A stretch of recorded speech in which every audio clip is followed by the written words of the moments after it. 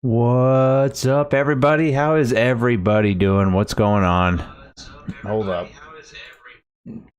I've gotta fix that. All right. What's up? How's everybody doing? What's going on? So, welcome. It's been 2 weeks. I was gonna stream last week, but then I didn't really have a topic that I really found exciting to talk about.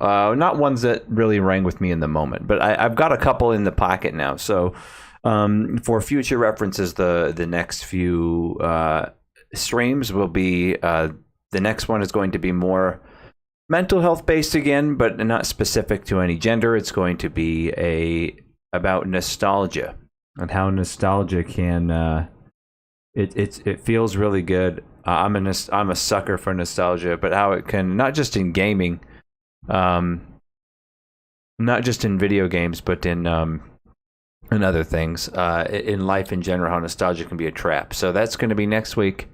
What's up, Ram? How you doing?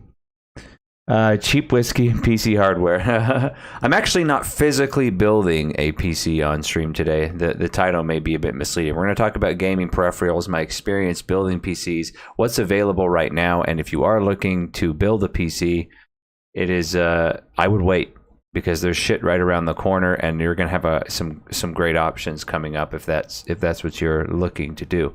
But yeah. So the next stream is going to be about nostalgia. The one after that is going to be actually one I think you recommended, Ram, where we are going to talk about my perfect MMO, and I really want to take the time to write down things so I'm not spitballing that sort of thing. So, but we're going to be talking about gaming PCs, building a gaming PC. If you're new, I'm more than happy to answer questions. This is a good segue, man.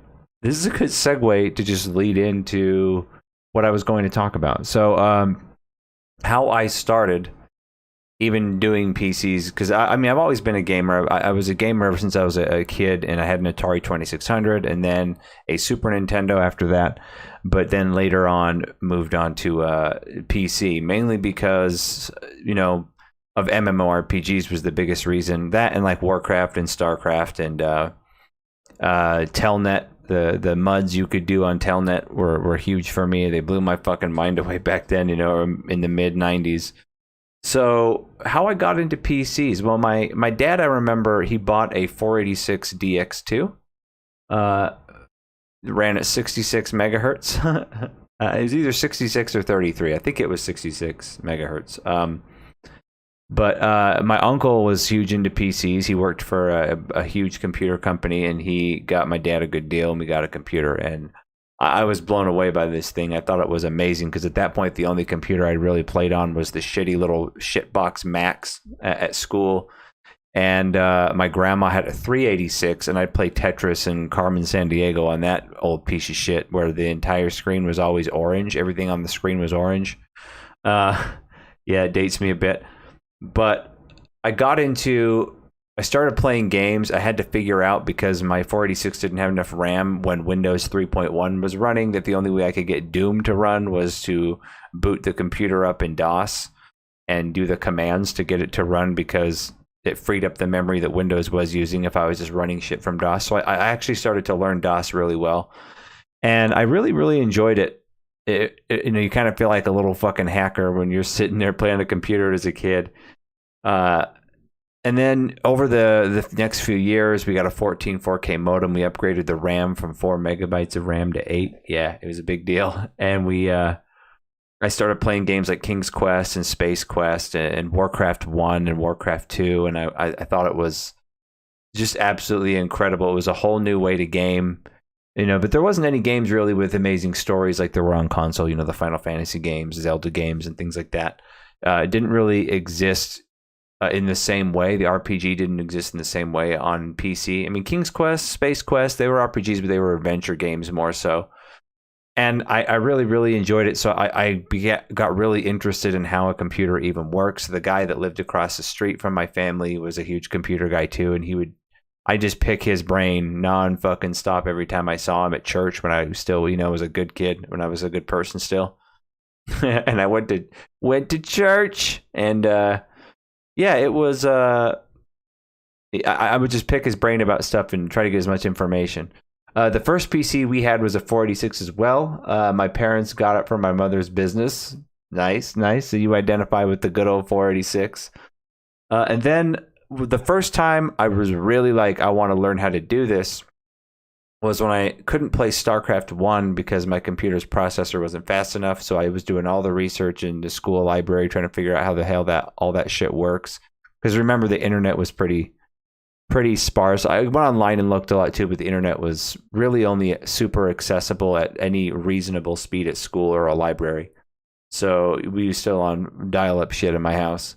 Prince of Persia 2. Oh, I do remember that game. I remember playing the original Prince of Persia at my cousin's house. That was on his computer because he was a big computer geek too. My cousin was a huge computer geek.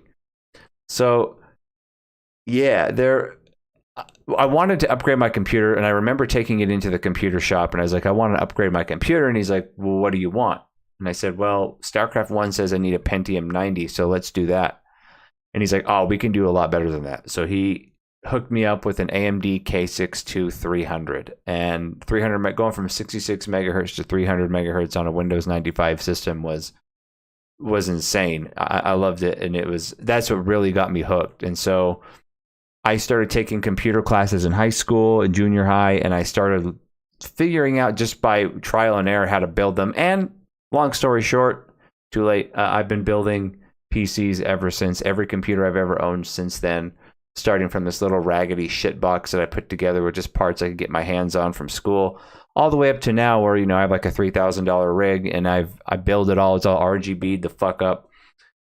And I mean, it's become a huge passion of mine. I worked for Microsoft for a while when I was late teens, early 20s, building game rooms for their employees. And then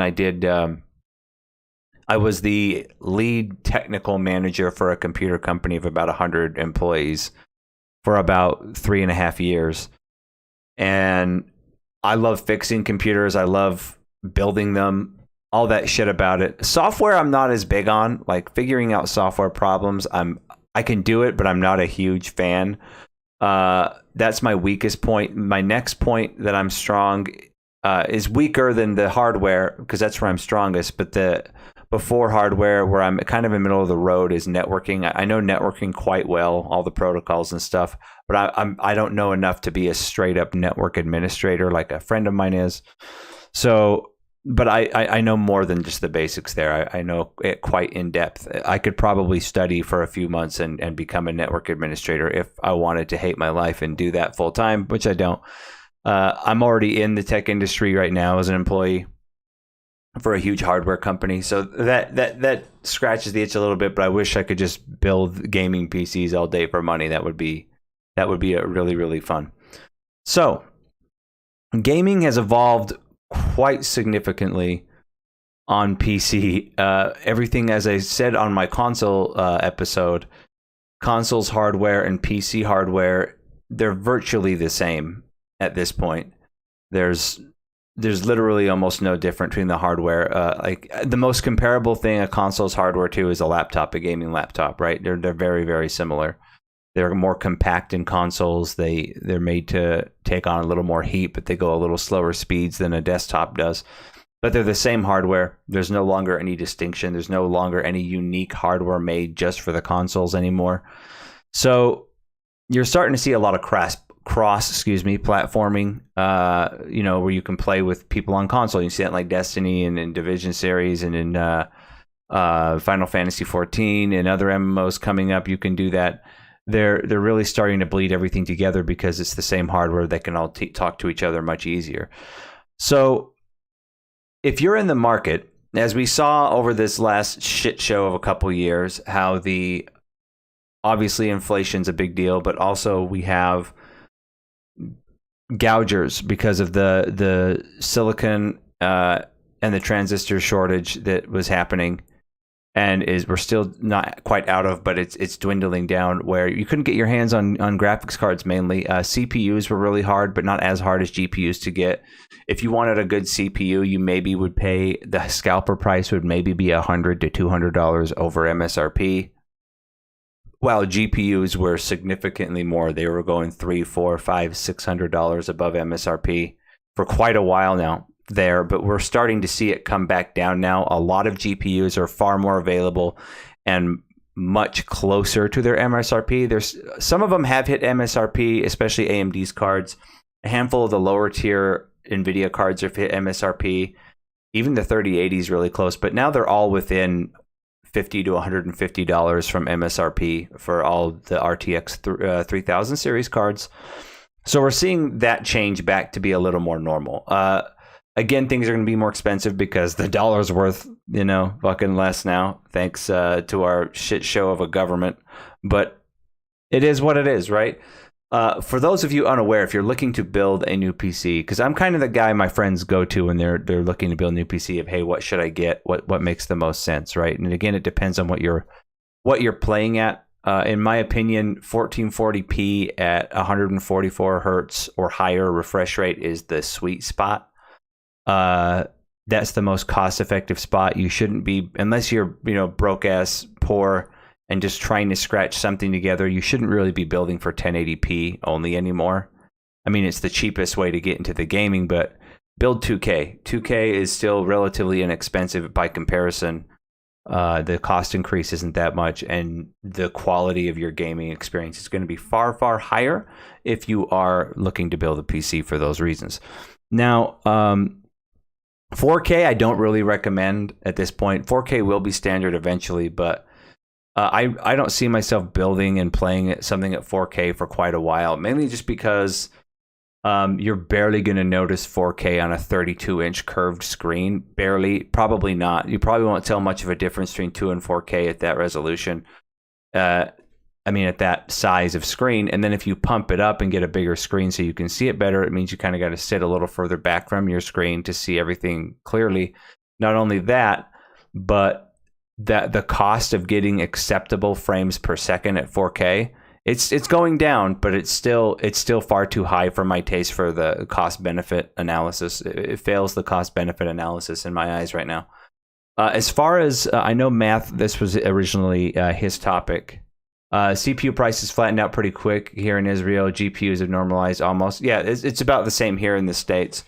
So it's the entire idea behind building a PC for gaming is you obviously want to have the best gaming experience possible. And the one thing that PCs can do, which you should keep in mind that consoles can't, is you could video edit, much easier to browse the internet, watch movies, do pretty much anything. So you might as well make sure you're getting the best bang for your buck. So you're not just getting a PC that can barely squeeze 60 frames a second out of a 1080p title. So, and then a lot of people, since this was math idea, going back to the original idea, he was saying, what do you think of wireless peripherals? Because that's become a huge thing. I personally do not use wireless peripherals at all. And not to say that they're shit. I just don't want to change batteries and have to charge things. So actually, I backtrack. There is one thing I do use, which is a wireless headset. It's the Logitech. I'm trying to remember what it's called. Let me pull it up here. 1 second. It's the Logitech. I don't remember this. I think it's the G502, maybe something like that. It's like $150 headset when I bought it like a year ago. And it's really, really good. Sound quality is incredible. That one I do go wireless because I'm not always... The only time I use my headset is if I'm in Discord talking to someone when I'm gaming with people online, or it's really late at night and I'm gaming and I don't want to wake my neighbors up or something like that. But most of the time I don't use them. So I don't have a problem keeping that charged. That doesn't seem like a hassle to me. But wireless, like internet, Wi-Fi, fuck no. Always hardwire when it comes to internet. There's no reason to ever, I don't care how much they improve on the technology, hardwire just can't be beat, in my opinion. As far as gaming peripherals, there are two mice that I really, really like, and they're both made by Logitech. The one that I use the most, the G600, which I always, when I have one that dies, I just buy another one, because it's probably, in my opinion, the best the best mouse on the market if you ever have to bind a lot of abilities or commands to something. I'd much prefer to do that. So I use it in all the MMOs I play. I use it in Destiny. I use it pretty much anywhere where there's keybinds. I will use the G600. There are some other ones that are really good. Some other mice that have less buttons but slightly better DPI. So if you're all first-person shooter, I can recommend the G. I think it's the G602 or the 506. I don't remember 502. I'd have to let me actually look it up, and I can tell you what I recommend for a mouse if you don't really care about key binding. That's right. It's the G502, the 502 Hero. Yeah, that's the one that I think is really, really good. The 502 Hero is an excellent mouse. I have that one too. It's actually hooked up to my other computer that I use for work. But yeah, the G502, there's several different versions of the 502. And if you're not a hardcore MMO gamer, or you only want to bind 3, in between 2 and 4 buttons to your mouse, then that's the one for you. It's got better and more on point DPI than the 600, but not by much.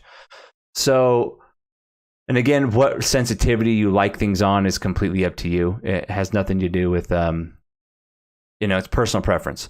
As far as mechanical keyboards, this is a debate. A lot of people say, can you tell the difference between a mechanical keyboard? Obviously, I always use a wired keyboard, and for me, a must-have is a USB port on the keyboard so I can plug in things like controllers and stuff to the keyboard, and I have to go on my PC underneath my desk and get to it. But I'm a huge fan of mechanical keyboards. Do they change the experience much? No, because I've had some Logitech keyboards that were not mechanical, were a little softer, but they were fantastic. And I really, really, really like them. But right now I'm using a Corsair mechanical. I think it's the K12, their newest K12 model. I bought it like 9-10 months ago, maybe a year ago, and I really, really, really like it. I think the best quality brands for peripherals, as far as keyboard and mouse and headsets, is Logitech and Corsair. Razer, I'm not a huge fan of Razer. I never have been. Every Razer product I've ever owned has been shit. So maybe I just got a bunch of lemons, but that's just my opinion there. It feels cheap. They feel like cheap shit. Corsair, I always go Corsair or Logitech for keyboards. I always go Logitech for mice and headsets mainly. Now, getting back into the news that's coming up. So now that we've seen CPU and GPU prices stabilize and get back closer to normal, if you're looking to build a PC, hold off, because right now, as far as gaming is concerned, Intel and AMD are neck and neck in terms of gaming performance. With Intel's latest whatever Lake processor they're on, it's a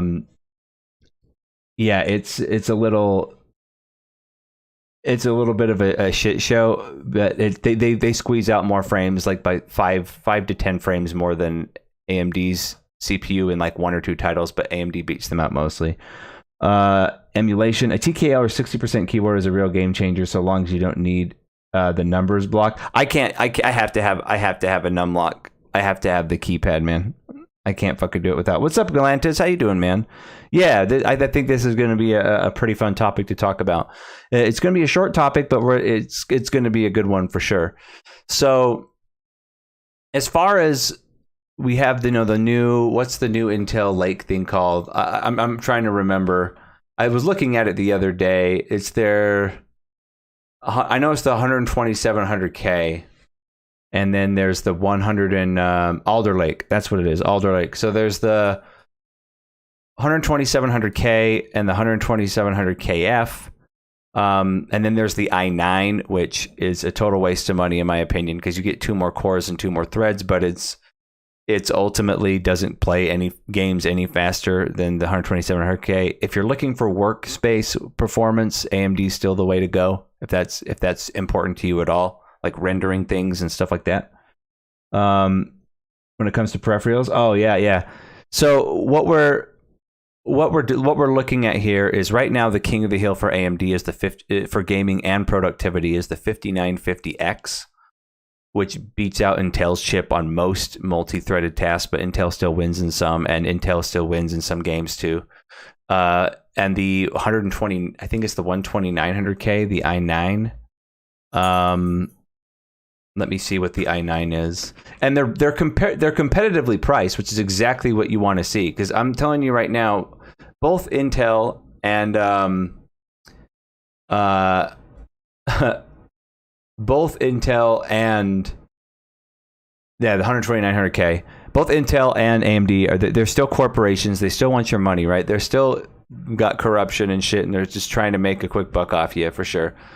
But they're very comparable. So you compare the 12900K to the 5950X, and I would say compare the 12700K to the 5900X, and you're going to see they're very similar. They're very, very similar. With the biggest difference being, and this is why I'm still on AMD right now, because I'm not a fanboy of either. You want both to do well so that they're constantly competing, constantly lowering prices, which is what we want. We want to pay less money. But the 12900K is comparable to the 5950X. 12700K is comparable to the 5900X. Now, the big deal with Intel is in order to get those clock speeds in their 12th gen and to get those performance boosts that make them competitive, they're drawing a fuck ton of power. We're seeing the same thing with GPUs on both sides. AMD still is using less power, but not by a lot in the GPU market. But I mean, I remember back in the day when a 500 watt power supply was more than enough to get you by. 650 was pushing it. I've been running on a 750 for a few years, but now if you're running, an i9 12900K and you're running like an RTX 3080 Ti or a 3090, you need a 1000 watt PSU. You're drawing a fuckload of power, and when there's more power, there's more heat. So it's just a huge cost sink, and you think that doesn't add up, but it adds up quite a bit. The 4000 series from NVIDIA can double as a space heater. 100%. So what we're seeing here is they're getting AMD's staying competitive right now. And again, we don't know what Intel's coming out with next, but Razi's choking in the background. AMD is staying competitive by shrinking their node, right? They're getting competitive by shrinking their node and actually innovating on the technology they're using for their CPUs. Their GPUs are still lacking. They're quite a ways behind NVIDIA in terms of like ray tracing and stuff. But they're using innovation to be competitive, while Intel is just pushing their limits as hard as they fucking can. Raise the power. They're not shrinking their node. There's rumors that their next set will actually finally shrink the node, but they're just putting more power into the CPU and putting thicker heat plates so that they conduct heat better. But I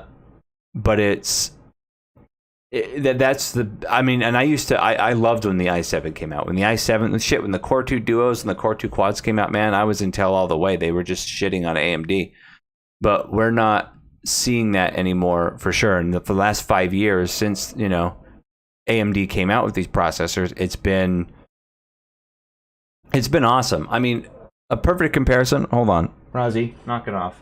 A perfect comparison here is when right now with the i9, Intel's flagship chip, when it pushes its overclock, its built-in turbo overclock, it's pushing 240-ish watts. That's how much your processor is pulling. That's fucking retarded. While at top, AMD's 5950X is pulling, I think, 140 to 160 watts. It's absurd. I remember when tech companies pushed power efficiency 5-10 years ago. Now it's all more power mode. We're tiny gains. Well, and that's mostly Intel and NVIDIA doing that because they don't have to innovate that way. They don't have to shrink their node and come up with a more efficient technology. They just keep pushing the power limits until. I mean, how long did Intel push the the 14 nanometer node, right? I mean, isn't Alder Lake still 14 or is it 12? I'm gonna look it up real quick. Alder Lake nanometers is 10. They were on 14 for a long fucking time, and Alder Lake is 10. That's the first time they've been able to shrink their node in a long time. While AMD is already on 8 and 6 and possibly 4 soon. So it's showing Intel is just pushing as hard as they can. Now, I don't want Intel to fail. I don't want them to fall apart, because then AMD will have a monopoly, and then that's bad. It was bad when Intel had the monopoly for a decade because AMD couldn't innovate. And now the roles have just been reversed. But what we have coming up around the corner, we've already got some announcements, but the big announcements will probably be November-ish. September, November, October, around there. We're gonna get the reveal of AMD's 5000 series, the 5000 Ryzen 5000. They're not doing 4000, I think, because 4000's already on. I mean, not 5000. Shit, I'm retarded. Sorry, we're on 5000 right now. Their 6000 series, right? We're gonna see AMD's Zen 4 is coming, and it's going to be the first time, if you've been a Zen processor owner, it's going to be the first time you actually have to buy a new motherboard if you want to upgrade. And there's going to be a new chipset, the X 670 chipset, and the B650 chipset is coming out end of this year.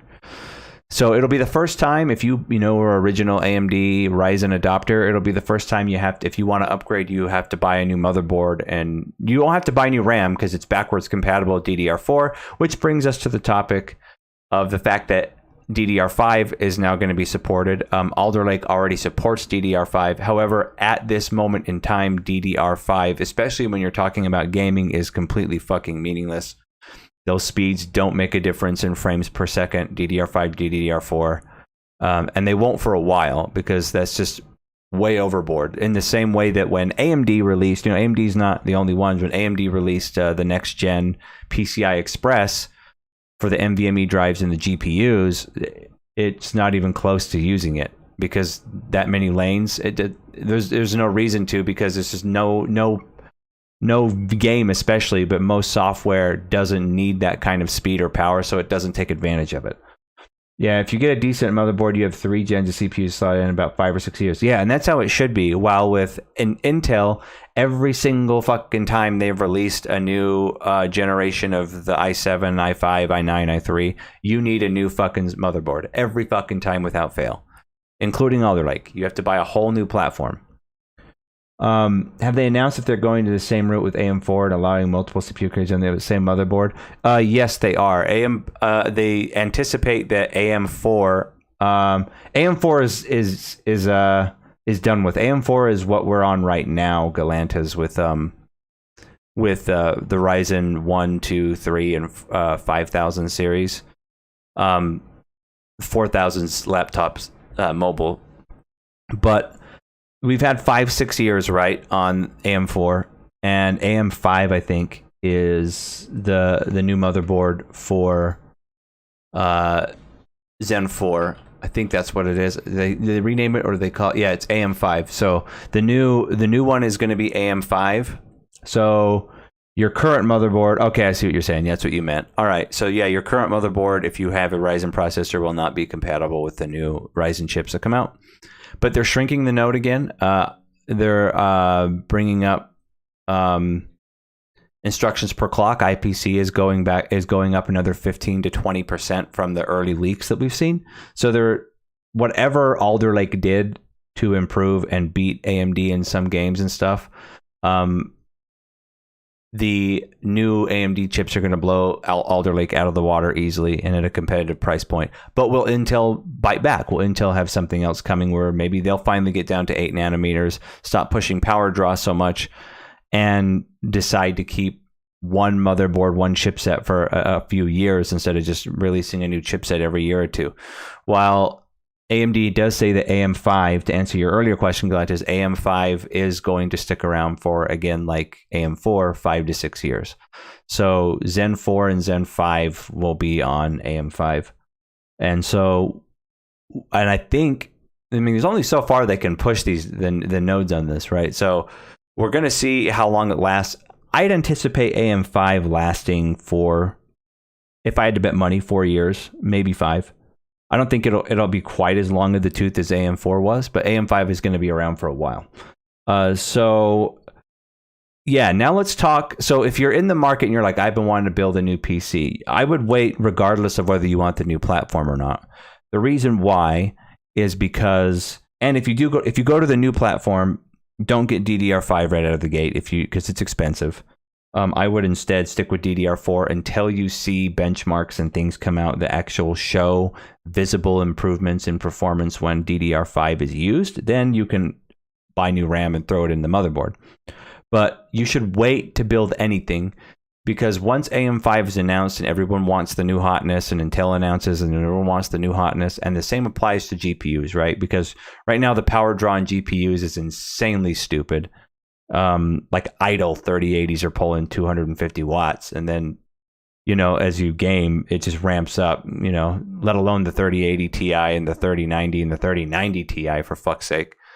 But yeah, we're going to see AMD's new GPUs at the end of the year, as well as, which I think AMD's new GPUs will be on par with, when it comes to ray tracing, with the current NVIDIA platform, the RTX. But who really uses ray tracing? I've never used it in any game. I don't give a fuck about that shit right now anyway.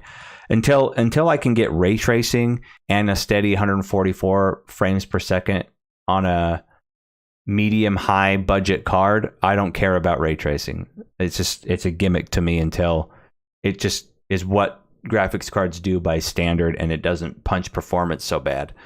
But we're going to see everyone rushing to get the new AMD GPUs. They're going to see a huge rush to see people getting the new NVIDIA GPUs, the new AMD processors, and whatever Intel comes out with next.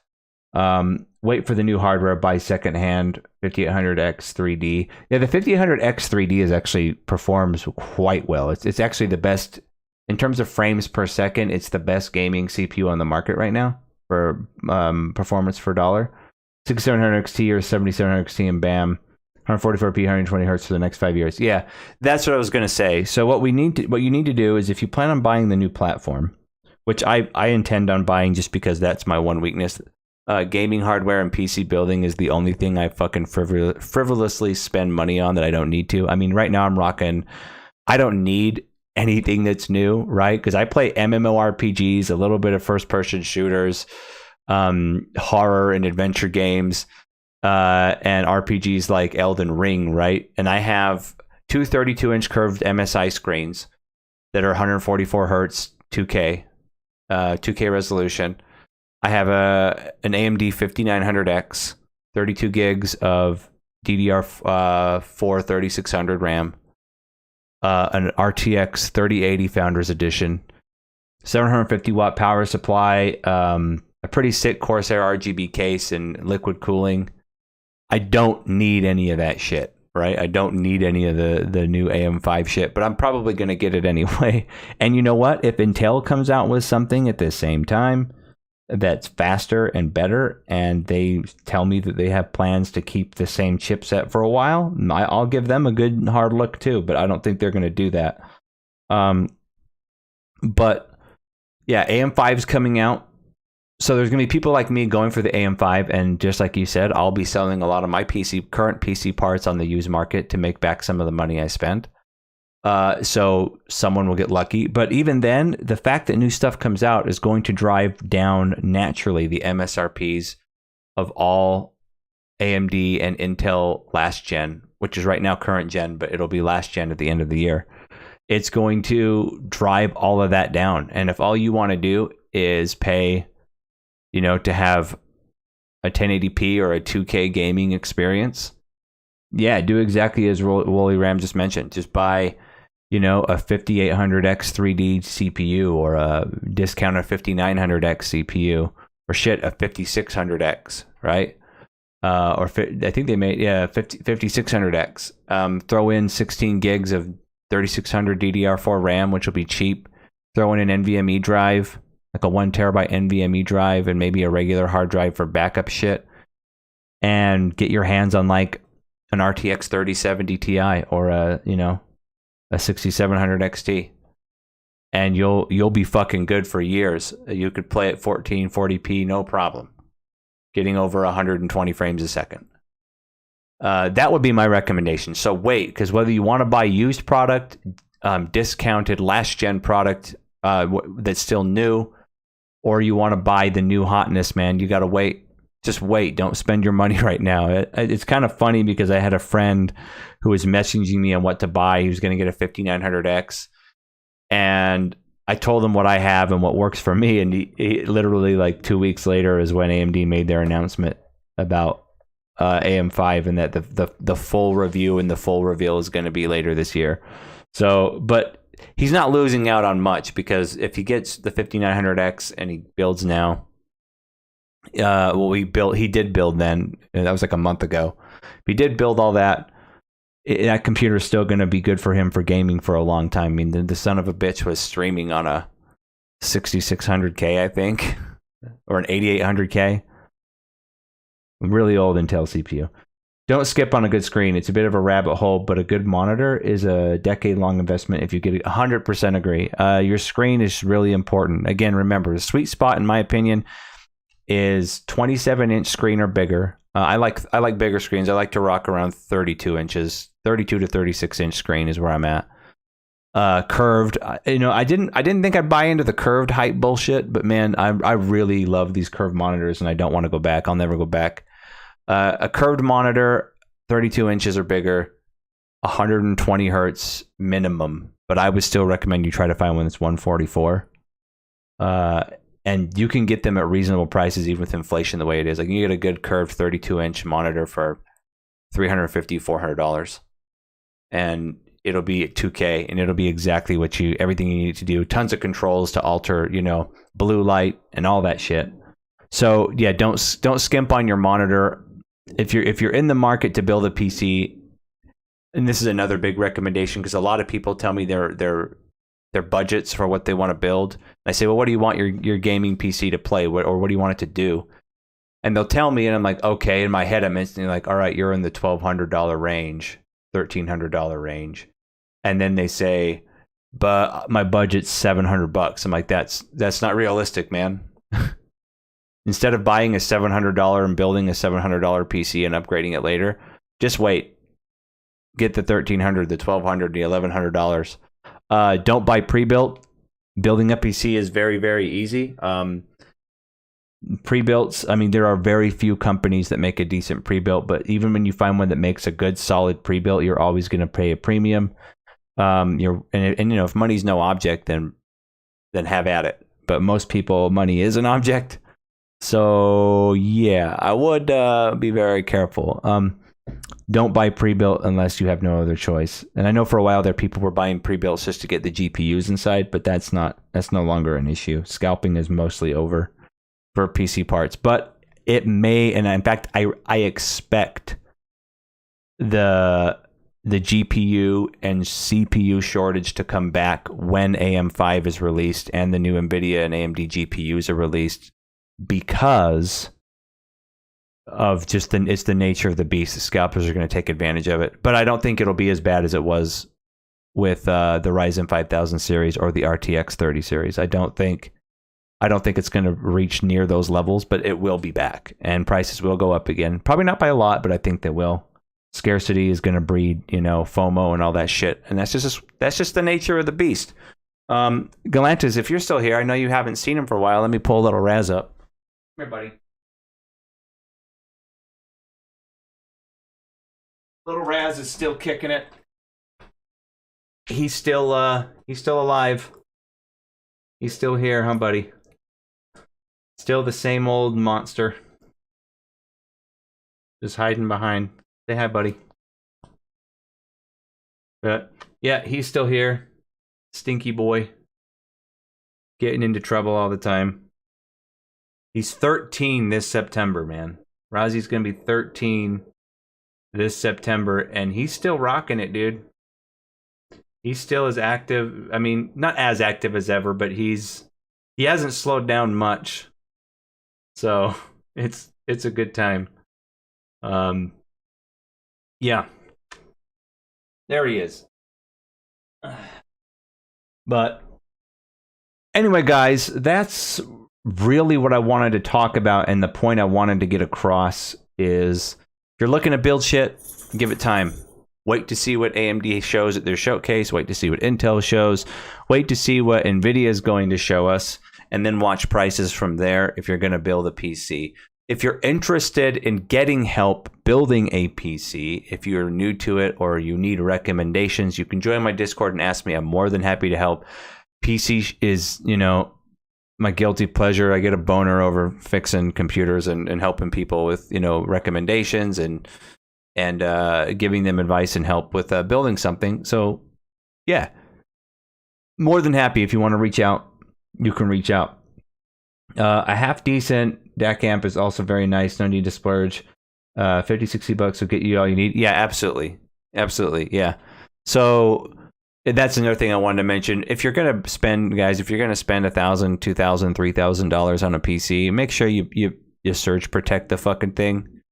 Nothing is more awful to behold than someone who has just their tower plugged straight into the wall, especially as power is getting dirtier because of blue collar worker shortage. Thanks again, government, for that and all of society as a whole. But anyway, don't want to get into that. Keep in mind, so I know this stream's a bit shorter, just about, we're about 50 minutes in. I just want to keep in mind that I am going to be playing games on stream again. It's just, when a game comes out that I want to play. If I end up playing World of Warcraft's Dragonflight, which I am undecided still, but I'm keeping an eye on it, I'll definitely stream that. I'm also going to be, I might stream, there's a couple games I've got my eye on. Breath of the Wild 2 when it comes out. But yeah, I'm open to suggestions there. But I only want to stream when I have something to talk about and something, a good topic to talk about, or if there's a game I'm really into and I just want to share it with you guys. Again, streaming I've never tried to make it a job for myself or for those sorts of things, or for money. I mean, I was affiliate in getting money from Twitch, and I abandoned Twitch altogether. So it's pretty clear that it's not about the money for me. But again, if you like my content on YouTube that I'm doing on YouTube, these more podcasty type streams, please hit subscribe to the channel. You don't have to become a member. Member's the only way I do get money, unless you do like a super chat or a donation, which is completely unnecessary. As long as you're just subbed to my YouTube channel and you like and share it, that's all I really care about. Get the word out there. Keep in mind too, all my streams, whether they're mental health related or gaming related, are on Spotify. I am on Spotify as GMW Raziel, so you can check that out and listen to them when you're driving around. This one, they usually go up the day after I stream, but they're on YouTube instantly. So if you want to listen that way, you can. Next week's stream is going to be on nostalgia and how it's great and wonderful, but in every aspect of life, nostalgia, whether it's in games, in video games, your childhood, any kind of form of nostalgia can become a trap, and it's a trap that I have fallen into. So it's more a mental health focused stream. And then after that, the week after that, I'm going to do the MMO of my dreams. And I'm really going to write up on that one, so I'm not just, shooting the shit. It's going to be a more organized presentation. So that my thoughts are more clear, but because that's something I have thought a lot about. And like I said, and I've told you in streams back when I was on Twitch, I designed my own MMO with some friends back in like 2001, 2002. So, and I have it all still here. I have it entirely still here in a huge fucking notebook. Very, very, very thick with pictures and all kinds of shit that we drew. But yeah, and I've read it over and I've had some change of heart in a few things, but most of it still is straight up still the way I think they should be.